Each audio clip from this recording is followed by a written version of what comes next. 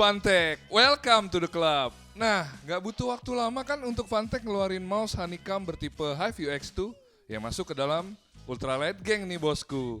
Sayangnya keduluan sih sama merek sebelah, tapi ya gak ada salahnya buat kita cobain. Karena menurut kita desain dan RGB-nya tuh kece badai. Spek di bagian luar boxnya menarik banget nih, dengan berat 74 gram, sensor 3360, dan klikernya tahan sampai 50 juta klik. Dah yuk langsung aja bosku kita unboxing sekarang. Tapi sebelum unboxing, yuk kita bumper dulu sebentar.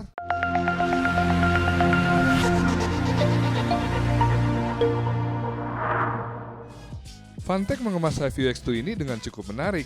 Setelah kita buka boxnya nanti, kita bakalan dapat lagi box berwarna coklat yang gak gue sangka-sangka ternyata dalamnya ada sebuah mouse pouch.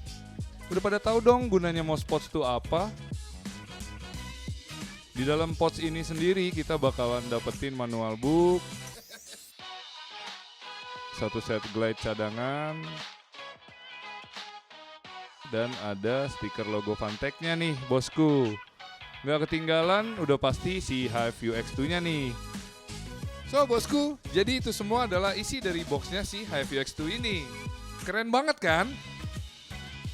Mouse dengan coating doff ini termasuk dalam tipe ambidextrous, yang artinya mouse ini bisa digunakan untuk kalian yang bermain dengan tangan kanan ataupun kiri. Shape mouse ini bisa dibilang sama persis dengan GPW atau G Pro Wireless. Hanya saja ada perbedaan beberapa milimeter yang kalian tidak akan merasakannya ketika menggunakan dua mouse ini secara bergantian. Karena mouse ini menggunakan kabel bukan wireless dan tidak memerlukan baterai, maka mouse ini mempunyai berat yang lebih ringan dari GPW yaitu 74 gram. Mouse Cuco ini punya dimensi yaitu panjang 125 mm, tinggi 39 mm, dan lebarnya 64 mm.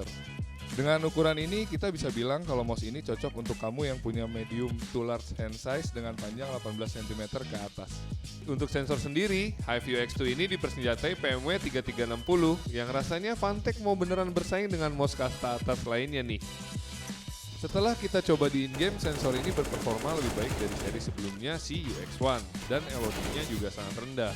Beda sama kakaknya yaitu UX1 yang pakai PMW 3389 tapi LOD-nya masih tinggi dan sampai saat ini belum ada update firmware lanjutan yang bisa ngurangin LOD-nya. Dan untuk masalah tracking, mouse ini mantep banget bosku, beneran gak ada jitter ataupun skip-skip ketika digunakan bermain FPS.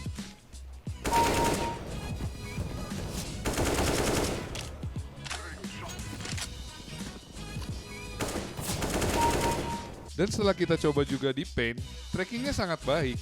Kita nggak nemuin lagi adanya jitter ataupun angle snapping yang bakal ngeganggu kita ketika bermain game. Mouse ini punya rasa klikan yang enteng ketika ditekan. Dan ketika kita tes manual dengan timbangan gaib kita hanya memerlukan rata-rata daya 45 gram untuk ngeklik mouse 1 dari mouse ini. Mouse ini emang nggak seempuk Rival 3 ataupun seberat klikan mouse Zowie. Jadi rasa klikan mouse ini cukup enak karena tidak terlalu enteng dan tidak terlalu berat. Ya yang sedang-sedang saja lah bosku. By the way, setelah kita penasaran dan akhirnya kita coba bongkar UX2 ini, ternyata mouse ini dipersenjatai dengan switch Wano berwarna biru.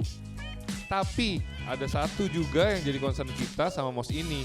Scroll wheel dari mouse ini smooth banget ketika diputar dan motifnya bergerigi. Enak banget sih pas dipakai. Tapi sayangnya scrollnya ini yang jadi kekurangan lain dari si UX2. Karena ketika dikocok, scroll wheel-nya akan menghasilkan bunyi rattle yang cukup mengganggu ketika digunakan.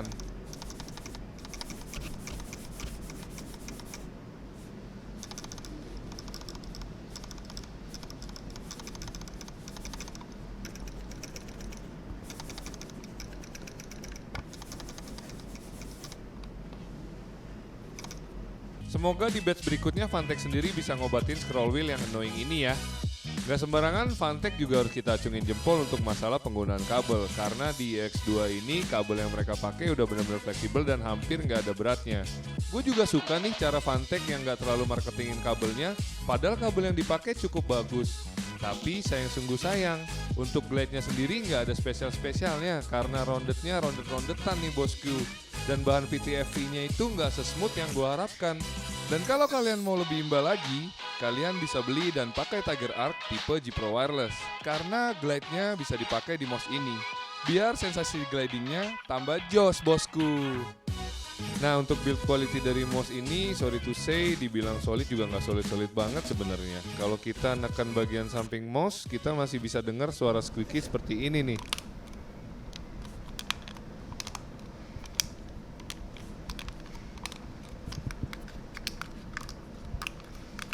Tapi tenang, bunyi squeaky ini nggak akan mengganggu kalian dalam bermain kok. Hanya saja kita ilustrasikan seberapa solid build quality dari mouse UX2 ini.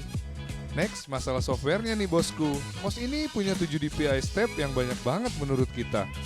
Untuk kemampuan DPI mouse ini sendiri bisa disetting mulai dari 100 sampai 12.000 dengan kelipatan 100 DPI. Dan saat kita sudah menginstal softwarenya, secara otomatis tulisan DPI-nya akan muncul di monitor kalian ketika kamu mengubah DPI dari mouse ini. Menurut kita sih 7 DPI step terlalu banyak. Nah, kamu ada nggak sih yang pakai sampai 7 DPI step? Coba deh kasih tahu kita alasannya kenapa. Desain dari user interface softwarenya sendiri sih udah cukup bagus karena mudah dimengerti dan sangat simpel menurut kita. Selain settingan DPI seperti biasa ada settingan untuk makro dan edit function dari 6 tombol yang ada di mouse ini. Untuk settingan RGB-nya ada cukup banyak pilihan mode dan warna yang bisa kalian pilih loh bosku. Karena muka gue nggak setampan suara gue, buat closingannya gue sering home gaming aja deh. So guys, jadi itu dia review yang gak berguna dari gue dan Ngacok tentang mouse UX2 ini. Dan kabarnya, mouse ini digadang-gadang akan dijual dengan harga 500-700 ribu, yang menurut kita itu harga yang sangat menarik untuk mouse dengan performance seperti ini. Dan buat kalian yang suka video ini, jangan lupa like, subscribe, dan share ke teman-teman kalian karena kita bakal bikin konten yang lebih menarik di episode berikutnya. Gue Om Gaming dan Ngacok undur diri. See you in the next episode.